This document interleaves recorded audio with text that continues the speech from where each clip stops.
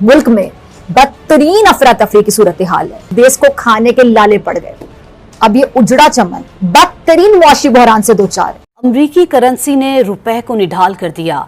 Dollar के कदर में मुसलसल इजाफा, डबल सेंचुरी से सिर्फ एक स्कोर की दूरी पर। क्या हालात पैदा कर दिए यहाँ पे, पता चला कि डॉलर 200 रुपए का हो गया, आज 196 का उन्होंने कर दिया। डॉलर जो कि मजीद तगड़ा हो रहा है, डबल सेंचुरी जो डॉलर ने कर ली है, और क्या वजह है इसकी वजूहात भी हम जानेंगे कि रिकॉर्ड सतह पर पहुंच गए। देश को खाने के लाले पड़ गए। अब ये उजड़ा चमन बदतरीन मुआशी बहरान से दो चार। हुकूमत के पास तेल की दरामद के लिए गैर मुल्की करेंसी की किल्लत है। तेल की कमी के बायस बिजली की भी शदीद कमी का सामना है। हुकूमत के खजाने में जो रिजर्व्स हैं उसमें कुछ भी बाकी नहीं बचा। बहुत अजीब और गरीब सूरत हाल है।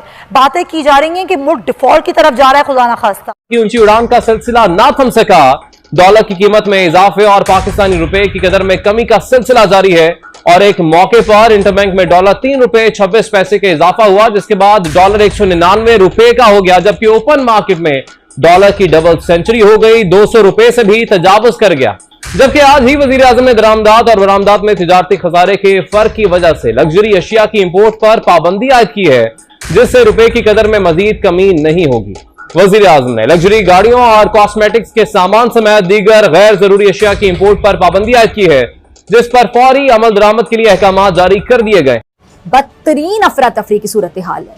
महंगाई का सुनामी अवाम को गर्क करता चला जा रहा है। बिजली का तातुल ऐसा है कि तिब्बी अमले को अस्पतालों में टॉर्च जलाकर मरीजों का इलाज करना पड़ रहा है, वो भी ऐसे हालात में कि बहुत सी अद्वियात जो दरामद होती थी अब दस्तयाब ही नहीं है। चावल जो इस देश की पहचान हुआ करता था, लेकिन महंगाई ने चावल को भी अपने घेरे में ले लिया, और इसी का असर है कि चावल 93% तक महंगे हो गए।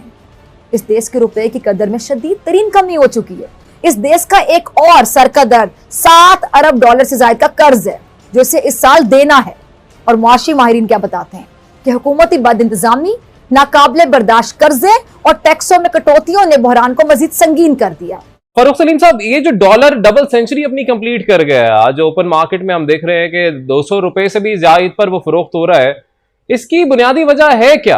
3 बुनियादी वजूहात अगर सामने रख लें।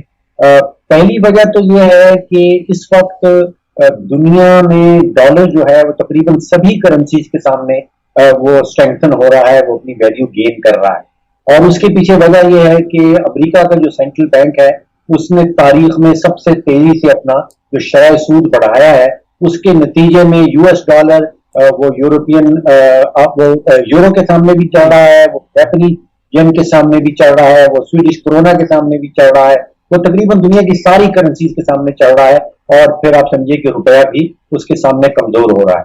ये एक वजह है। दूसरी वजह यह है कि इस वक्त खास तौर पर पिछले 4 हफ्तों में जो गैर यकीनी की फजा रही है, हमें पता नहीं कि हम IMF का हिस्सा बनने वाले हैं, अगर बनेंगे तो उसकी क्या शराइत होंगी। हुकूमत के पास आप समझिए कि हुकूमत की तरफ से फैसला साजी का एक फुकदान नजर आ रहा है। 13 अप्रैल को मुझे याद है कि काबीना ने हल्फ उठाया था, अब आज 18 मई हो गई है। मुझे याद नहीं कि उन्होंने कोई किसी किस्म का भी फैसला अब तक किया हो। तो फैसला साजी का फुकदान है, दुनिया भर में डॉलर वैसे ही चल रहा है, और फिर तीसरा प्रेशर हमारे ऊपर है कि हमारा तिजारती खसारा जो है वो पाकिस्तान की 74 साल माशी तारीख का बुलंद तरीन खसारा बना। आप क्या समझती हैं आरजू साहबा, ये जो डॉलर की उड़ान है, क्या ये इमरान खान साहब को जो फायर किया गया उसकी वजह से है? नहीं सर, मेरा ख्याल है कि ये दिन आना ही था, और इसमें इमरान खान साहब का कोई रोल नहीं है, कोई खास रोल नहीं है। और अगर इमरान खान होते तब भी यही होता। सिर्फ फर्क इतना पड़ा है कि इमरान खान के जाते ही जो है इस किस्म की बातें हुई हैं, जिसकी वजह से इमरान खान को प्लस पॉइंट मिल गया, और वो अपने हर पॉलिटिकल रैली में ये बता रहे हैं कि जी ऐसा हो गया, महंगाई हो गई है, और जी डॉलर इधर चला गया, जबकि वो इसी तरह से चीजों को करके गए थे कि जिसकी वजह से ऐसा हो। साथ ही उनके जो नारे लग रहे थे कि जी कोई भी ओवरसीज पाकिस्तानी पाकिस्तान में पैसे ना भेजे, या हुंडी के जरिए भेजे, बैंक्स के जरिए ना भेजे, जो प्रॉपर चैनल है उसके थ्रू ना भेजा जाए। तो उन्होंने तो हर तरह से कोशिश की थी, मगर उस किस्म का तो कोई काम नहीं हुआ। लेकिन ये जरूर हुआ है कि कई ऐसे फैसले थे जो IMF के पास जैसे गई है नई गवर्नमेंट, और वहां से वापस आके IMF की जो शर्तें हैं وہ انہیں پوری کرنی تھی اور بلکہ پوری کرنی ہے، اس میں وہ تھوڑا سا ہچکچا رہے ہیں اور اس وجہ سے بھی یہ ساری چیزیں ان کے ہاتھوں سے نکل رہی ہیں، اور ساتھ ساتھ عمران خان کے پولیٹیکل ریلیز جو ہے مسلسل چل رہی ہیں اور وہ کوشش کر رہے ہیں کہ تھوڑا سا پریشرائز کیا جا سکے موجودہ گورنمنٹ کو، اور یہ کہیں تک ہوتے ہوئے بھی نظر آ رہے ہیں۔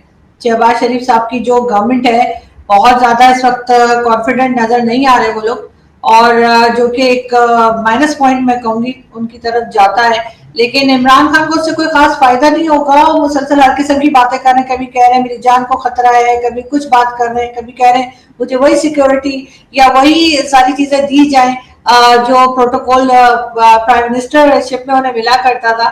لیکن میرا خیال ہے تھوڑا سا اس گورنمنٹ کو تھوڑے سخت فیصلے لے لینے چاہیے تھے پیٹرول پرائس وغیرہ کو لے کر، تو شاید چیزیں سنبھل جاتی۔